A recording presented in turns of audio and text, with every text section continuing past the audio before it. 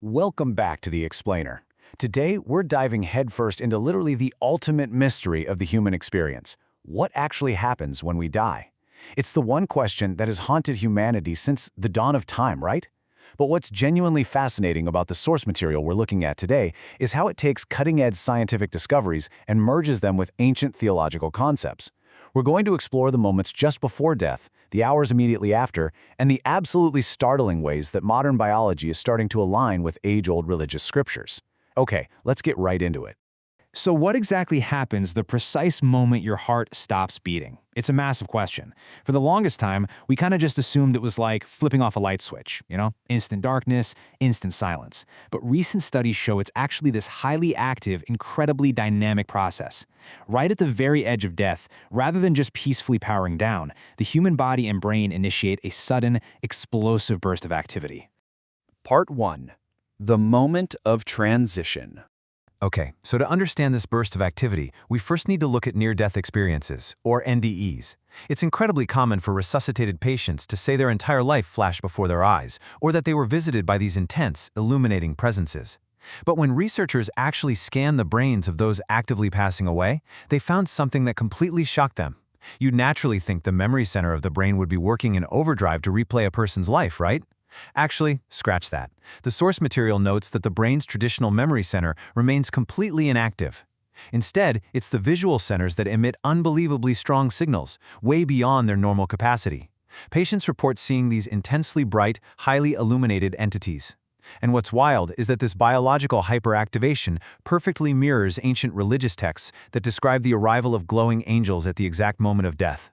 Since the brain's memory center is offline, religious traditions offer a pretty fascinating alternative. They propose that the human soul, not the physical brain, acts as the ultimate record keeper. According to this theological perspective, our deeds are recorded by the soul across our different body parts. Think of it like a giant ledger. If your legs walked toward a good or bad deed, that specific part of your soul recorded it. If your tongue spoke truth or lies, it was logged right there. At the moment of death, these recordings emit electromagnetic waves that gather in the head, presenting a complete, instantaneous review of your life, totally independent of your physical brain matter. Moving on to Part 2, Secrets After the Heart Stops. All right, so the soul transitions, but what about the physical vessel left behind? Let's shift gears and look at what happens to the body in those quiet, kind of eerie hours immediately following clinical death. First, we need to clear up some terminology. Clinical death is when the heart and breathing actually stop. At this stage, with medical intervention, revival is surprisingly still possible. Biological death, on the other hand, is the irreversible cessation of function. This is when you start seeing undeniable physical signs, like rigor mortis and blood pooling. So the really crucial point here is that a body isn't truly, biologically dead the exact second the heart flatlines. There is this deeply misunderstood gray area. And that brings us to this mind-blowing statistic from Stony Brook University: 95%. Their research into the science of death revealed that at the exact moment of clinical death, 95% of the brain does indeed shut down. But that means 5% of the brain remains completely active for hours after the heart stops. And what does that remaining 5% control? The Centers for Hearing and Vision. So for a window of time, the deceased might still be biologically processing the sights and sounds of the room around them. Because of this lingering awareness, there is a very specific timeline we need to observe. At 0 hours, clinical death occurs.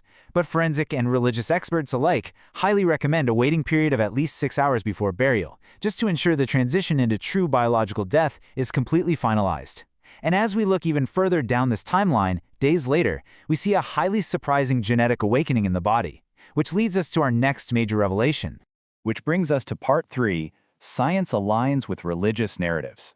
We've talked a lot about the brain, but now we're zooming way in on the DNA. And this is where biological discoveries eerily and perfectly match ancient religious texts about what happens in the grave. 1,064. I want you to remember this massive number. A researcher named Peter Noble conducted postmortem studies and discovered something that absolutely floored the scientific community. After a human being dies, exactly 1,064 genes actually activate and wake up inside the body. The body is dead, but 1,000 microscopic instructions suddenly spring to life, operating for days in the grave. The lead researcher literally stated it was as if the body was returning to an embryonic state, preparing for something new. So, what exactly are those 1,064 genes responsible for? Well, the awakened postmortem genes control things like hearing, sight, consciousness, and feeling. Now, why in the world would a deceased body suddenly power up the genes for hearing and consciousness? Well, this perfectly mirrors religious narratives which state that after burial, the dead are visited by angels in the grave and are asked a series of questions.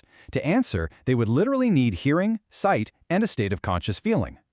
This entire intermediary state between death and the final judgment is known in Islamic theology as the barzakh. It's defined as a parallel afterlife dimension operating on a completely different frequency of time and space. The source material uses a fantastic analogy here. Think of barzakh kind of like unseen radio waves. Right now, there are countless radio signals passing straight through the room you're sitting in. You can't see them, you can't hear them, but if you tune a dial to the exact right frequency, the signal is absolutely there. The barzakh is described as a frequency parallel to our own, entirely invisible to the living, but immensely real to those who have crossed over. Let's dive into Part 4, Echoes in the Morgue.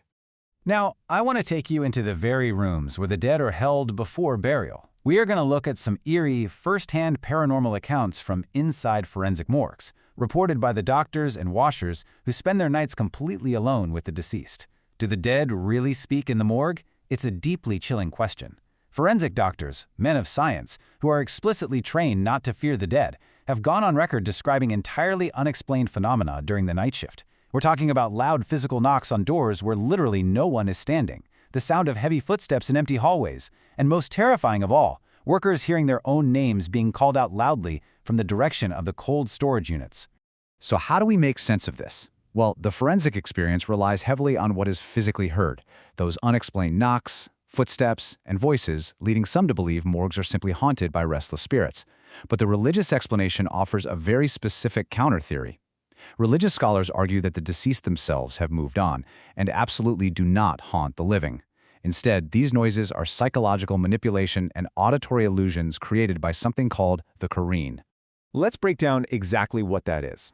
According to theology, the Qareen is a jinn companion, a spiritual entity, assigned to every single human being during their life. Its primary goal while you're alive is to whisper negative thoughts. But when a human dies and is buried, the Qareen is left behind. It's essentially unemployed. So it lingers among the places the deceased used to be, like the morgue or their home. Because it knows the deceased person intimately, their voice, their mannerisms, it mimics them, creating terrifying auditory hallucinations for morgue workers just to cause mischief and fear. So according to scripture, it's never the dead calling out to you, it's just the Qareen left behind. And finally, Part 5, Death as Birth into a Wider World. We've covered the fascinating biology and some pretty unsettling paranormal reports, but I really want to bring this to a close with a deeply comforting analogy from the text. Think of a fetus in the mother's womb. To that fetus, the womb is the entire universe. It's a safe, restricted physical space, and if it had consciousness, it would be absolutely terrified of being born and leaving that space. But once born, it realizes the womb was just a tiny, restricted fraction of a massive, beautiful world. The source material argues that our physical world is actually just a larger womb. We are absolutely terrified of leaving it through death, completely unaware that we are simply being born again into an infinite, far more expansive spiritual universe. And that sets up this incredibly powerful quote from the forensic author in our source text perfectly. Those who fear death die once, but those who love death never die. It completely reframes the entire concept, doesn't it? If we view our earthly lives merely as the first page of an endless novel, then passing away isn't an end at all. It is a true and beautiful beginning, a transition we don't have to be paralyzed by if we've lived a life of purpose. Which leaves us with one final major thought to chew on. If death is merely a second birth into a wider universe, how does that change the way you live your first life today? When you stop viewing the end of the road as a cliff and start viewing it as a bridge, every single step you take right now carries a completely different meaning. Think about that as you go about your day. Thank you so much for joining me on this explainer. Keep learning, keep questioning, and I'll catch you next time.